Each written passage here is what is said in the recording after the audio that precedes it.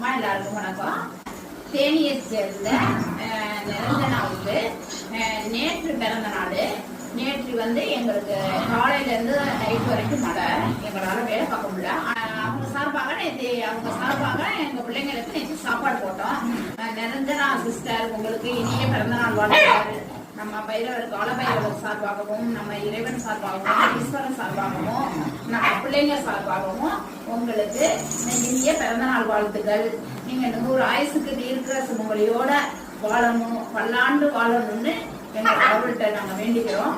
நீங்க நல்லா இருப்பீங்கம்மா. உங்களுக்கு நோய் நொடி இல்லாம நீங்க தீர்க்க ஆயுசோட இருக்கணும், நீங்க பல்லாண்டு பெற்று பல்லாண்டு வாழணும்னு நாங்க ஆண்டவன்கிட்ட வேண்டிக்கிறோம்.